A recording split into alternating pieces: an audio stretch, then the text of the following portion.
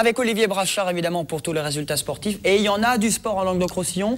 On commence avec du foot, Olive, et les Crocos en championnat national à Nîmes. Effectivement, Julien, en national, les Crocos ont réalisé une belle performance, quand même. Un petit match nul à Épinal, le leader. Vous le voyez sur ces images. Ça avait plutôt bien commencé pour les Nîmois, puisqu'ils inscrivent rapidement 2 buts de Koné, encore lui, le premier but inscrit par Koné. Et puis Steve Agui, 8 minutes plus tard, les Crocos mènent 2-0 jusqu'à la 60. On voit le but de Steve Agui, 78e minute. Et Goncalves réduit le score sur coup franc. Et puis, dans le temps réglementaire, jugé par vous-même, l'arbitre va siffler un pénalty pour Épinal. Absabou se charge de le tirer de partout. Score final, des regrets, mais un nul chez le leader, c'est déjà pas mal, Julien. On regarde le classement.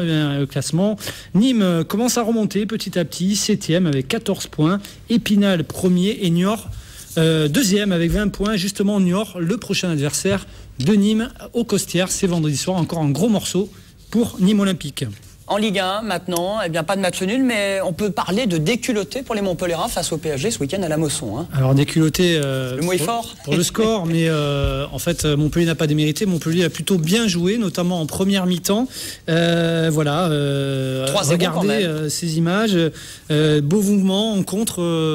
Alors qu'il y a 2-3 actions d'affilée avec Dernis qui loupe le cadre. Et puis ce beau mouvement orchestré par les Parisiens. À la conclusion, Kevin Gamero, 1-0, puis 2-0 grâce à magnifique reprise de volée de Javier Pastore, l'homme qui vaut 42 millions d'euros pour la star parisienne. Pour les Qataris investisseurs du PSG. Javier Pastore va doubler la mise après cette bévue du gardien montpellierin Geoffrey Jourdain, lobé. Dur pour Montpellier qui ne méritait pas un score si lourd. Il y aura même un but refusé, pourtant magnifique, en retournée acrobatique d'Olivier Giroud, refusé pour hors-jeu, pas du tout évident. À noter le 3e carton jaune de Jamel Sailly en 10 matchs. Jamel, qui était d'ailleurs notre invité lundi dernier dans les allées du direct et qui a été très bon face au Paris Saint-Germain, ne jouera pas à Bordeaux samedi prochain. On écoute les réactions d'après-match, Younes Balanda et puis Geoffrey Dernis. Les 30 premières minutes, on était bien en jambes. Donc voilà, après c'est ce but qui nous a manqué. Voilà, après ils ont réussi à développer leur jeu et à être plus simple que les matchs précédents. Et c'est ce qui fera de Paris, je pense, la meilleure équipe du championnat. Je ne sais pas si on méritait mieux. Encore une fois, le regret, c'est sur la première mi-temps. Encore une fois, après Paris a des joueurs de talent. Paris est une grosse cylindrée. On a vu qu'ils étaient capables de marquer à tout moment. Donc, je pense que Paris fait partie si ce n'est le plus grand favori pour le titre. Et ils l'ont démontré ce soir. Et ça prouve aussi que nous, on a encore beaucoup à apprendre. Donc, c'est un match qui nous fait certainement mal, mais qui va nous servir certainement aussi. Un mot sur le classement, qu'est-ce que ça donne pour les Montpellierins ? Montpellier, 4e avec un point de retard seulement sur le premier. Le PSG, égalité avec Lyon et Toulouse. Et puis Bordeaux, je vous l'ai dit, c'est samedi prochain. Bordeaux, prochain adversaire, Montpellier. les Girondins en déplacement. Bon, il y avait la star du week-end aussi. Ah oui, tous les supporters l'ont vu sur le terrain à la Mosson. Alors un mot sur cet Argentin, Javier Pastore, parce que ça faisait longtemps qu'on attendait un grand joueur, comme un très grand joueur dans ce championnat de France. Déjà 4 buts et 2 passes décisives en 5 titularisations pour la perle du PSG. Les médias l'ont assailli en zone mixte. Je voulais vous montrer ces images. Une autre image également, Julien. Un certain Emir Spajic. Voilà, c'est celle d'Emir Spajic. Hélas pour lui, elle fait le buzz sur le net. L'ex-Montpellierin aujourd'hui à Séville. C'est un peu ridiculisé, il faut le dire, tout seul lors de ce match face à Valence. Regardez, simulation grotesque qui lui vaudra un carton jaune. Dommage, car c'est un bon joueur. Personnellement, moi je trouve qu'on a gagné au change avec Vitorino Hilton au MHSC pour le remplacer dans la défense centrale. Bon, Edwige, ça vous fait sourire tout ça, c'est pas très sport? Non, pas vraiment. Vous suivez un peu le foot de temps en temps? Oui, j'aime bien le foot. Oui. Vous avez été à la rencontre à la Mosson samedi? Non, pas encore. Pas encore. Vous êtes concentré évidemment y aller. sur le championnat. Voilà. On enchaîne avec la suite. On parle rugby. C'est pas la grande forme du tout pour les Montpellierins au MHR. Non, c'est pas du tout. Donc une page rugby parce qu'on va parler de Nîmes aussi en Fédéral 1. Là aussi défaite et à vrai dire pas grand chose de bon à tirer de ce match face à Bordeaux-Bègles, le promu. 2e défaite en autant de rencontres à Dumanoir. Ça va mal. On regarde le résumé. Qu'est-ce qu'on peut dire ce soir?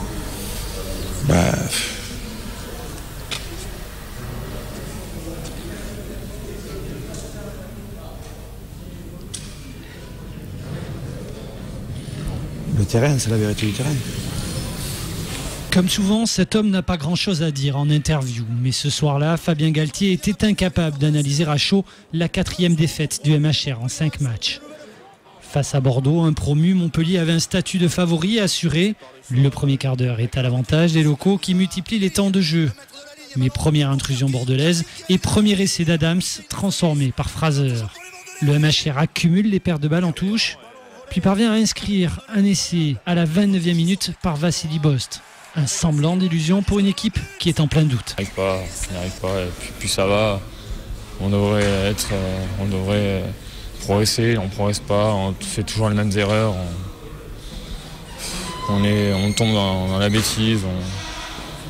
Il n'y a pas de mots, on ne sait pas quoi dire. Là, Comme l'a dit Galtier, on se contentera de la vérité du terrain. Et à la 48e minute, Montpellier joue à 14 après l'expulsion temporaire de Privat. Le Bordelais Fraser trompe un premier défenseur, puis un second et marque entre les poteaux 17-10. Malgré l'entrée convaincante de Bustos Moyano, l'équipe n'a plus de leader et pas un semblant d'âme pour chercher la victoire. Score final 20-16 pour l'Union, Bec de Bordeaux. Évidemment, on a fait un très mauvais match. Évidemment, c'est pas... il n'y a rien qui fonctionne. Voilà, on le constate. Il faut trouver des remèdes.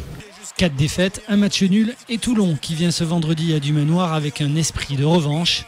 C'est un remède de cheval que Béchu et Galtier devront trouver.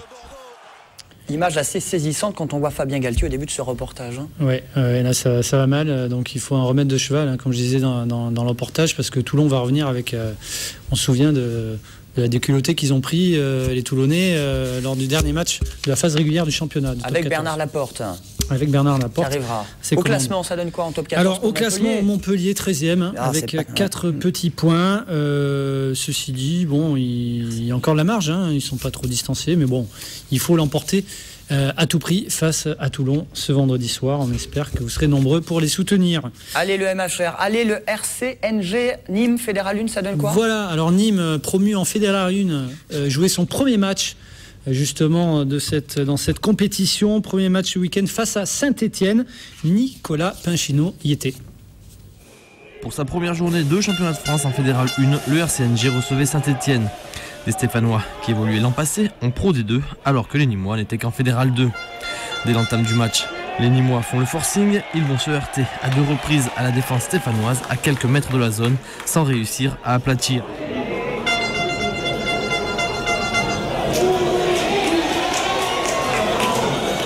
Ouverture du score pour Nîmes à la 6e minute suite à une pénalité.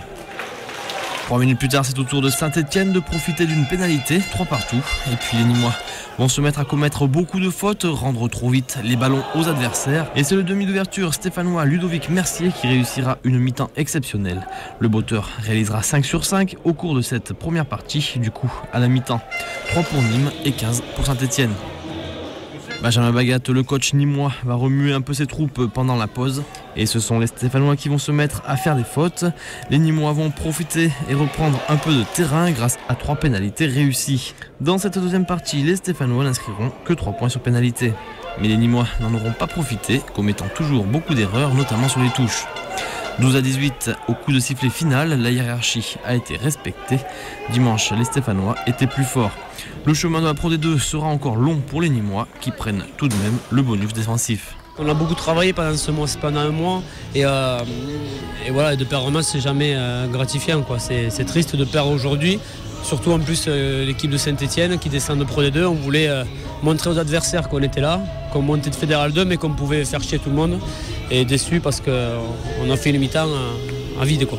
Ils ont fait le match parfait à l'extérieur, ils ne se sont pas exposés.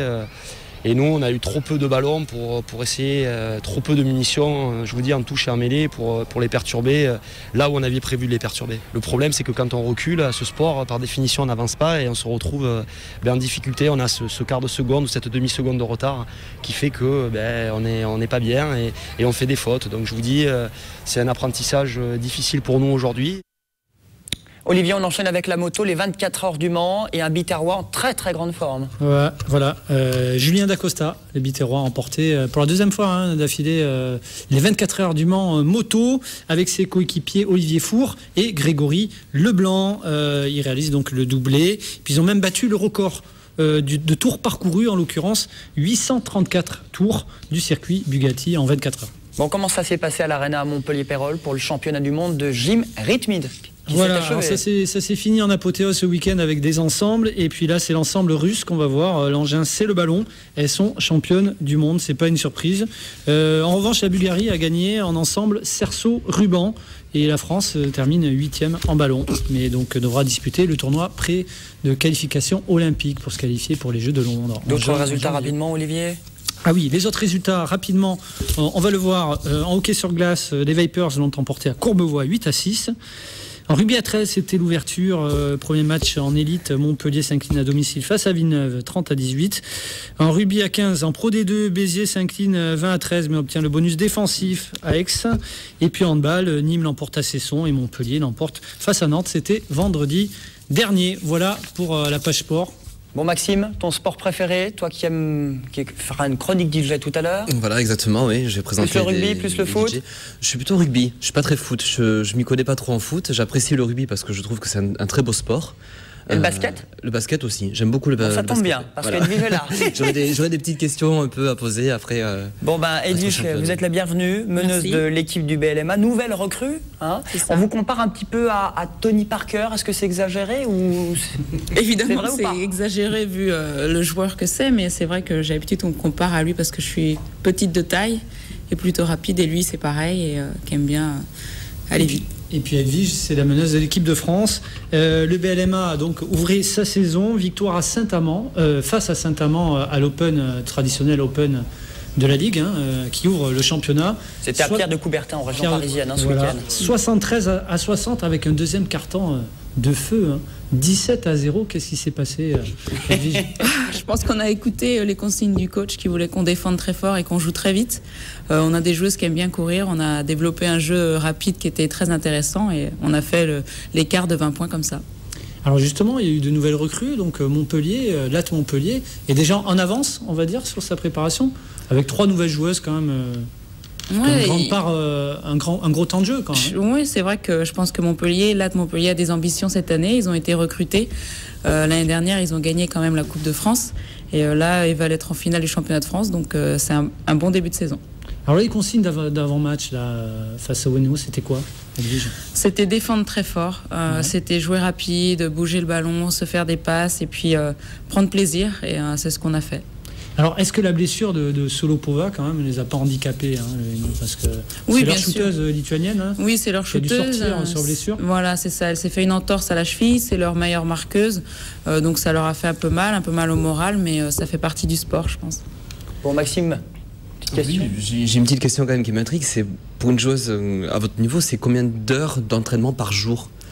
En général, c'est 2 séances d'entraînement, une le matin d'1h30 et une le soir d'1h30, 2h. Ah, je crois que c'est 2 par semaine. Ah non, à ce moment-là. C'est 2 par jour, c'est pas mal, d'accord. Par semaine, ça en va jamais. Qu'est-ce qui vous a séduit, Edwige, par le projet Montpellierin Latte, par cette équipe BLMA? Les ambitions que le club avait. C'était monter plus haut, jouer en Euroleague, donc c'est la meilleure ligue d'Europe. Donc ça, c'est vraiment ce qui m'a attiré par rapport au club. C'est vrai qu'il faut rappeler aux téléspectateurs que Latte joue en Euroleague cette saison, après leur victoire en Coupe de France l'an dernier. Vous avez passé 4 ou 5 années en Russie. La dernière année, c'était à Valence, en Espagne. Elle voit du pays, Edwige. Oui, j'ai voyagé. Vous aviez envie de revenir en France? J'avais envie de revenir en France. Ouais, je m'approche plus de ma fin de carrière que du début. Et je suis partie... Oui, ça se voit pas, je sais, merci. Non, je suis partie jouer à l'étranger pendant 7 ans et j'avais envie de retrouver un peu la France. Alors le recrutement, justement, il y a Kristen Mann, c'est une américaine qui évoluait en championnat de France à Charleville-Mézières l'an dernier, mais qui a évolué aux États-Unis également. Et puis il y a cette Canadienne qui était au Aris Salonique, à Thessalonique l'an dernier, Stéphanie Sba, et qui a émerveillé l'Open de la Ligue la avec surprise. 17 points, 14 rebonds. Voilà. Bon, vous êtes pas mal aussi, je crois que vous avez 12 points et 8 rebonds. C'est ça. Mais c'est un petit peu la surprise. C'est la surprise, oui, parce que c'est une joueuse qui est moins connue. Kristen Mann, comme vous avez parlé, l'américaine, c'est une joueuse qui est très très forte, qui est connue dans le championnat de France. Stéphanie est un petit peu moins connue, mais qui a de très très bonnes qualités. Je pense qu'elle va surprendre plus d'un club cette année. Alors, justement, elle est très vive et elle saute énormément. Très athlétique. Très athlétique, oui, c'est ça. Elle bouge beaucoup. Alors, dans la raquette, ça va être la force de Latte. Oui, parce qu'elle va prendre énormément de rebonds. On a d'autres joueuses qui peuvent apporter aussi. Je pense que c'est une équipe cette année qui va être très complète. La suite du championnat, la suite des aventures pour vous, l'Euroleague, comment ça se passe la semaine prochaine? Vous faites quoi? Vous allez où? Alors l'Euroleague ne commence pas, commence seulement dans 15 jours. Donc on reçoit Aix-en-Provence samedi. Après on se déplace à Mondeville et là le sérieux commence parce que l'Euroleague c'est une ligue qui est très très forte. Alors Edwige, personnellement, l'équipe de France, médaille de bronze à l'Euro 2011. Et puis là, un TQO, on dit, ce tournoi de pré-qualification olympique. C'est fin juin prochain pour les Jeux Olympiques de Londres. Voilà, ça, c'est très très important. Il reste encore 5 tickets à obtenir. J'imagine que ça, c'est votre C'est l'objectif challenge. Numéro 1 de l'équipe de France, c'est d'aller aux Jeux Olympiques. Je pense que c'est l'objectif rêvé de n'importe quel athlète. Et on a de grandes chances, je pense, de se qualifier. D'accord. Merci beaucoup, Edwige. Et puis, on vous suivra, on espère, le 1er octobre. Face à Aix-en-Provence, à Latte. Merci. Allez les Lattoises, effectivement, le BLMA. Merci Edwige d'être venu sur ce plateau. On va parler musique dans un instant et puis baseball. Vous suivez un peu le baseball? J'aime bien le baseball. Elle aime bien. Bon, vous allez aimer Anthony Cross qui sera l'invité dans un instant sur TV Sud après la pub et puis la chronique DJ Mix Live Electro DJ avec et producteur. Exactement. Effectivement, Denis Moi au programme. Dans un instant, juste après la pub, à tout de suite.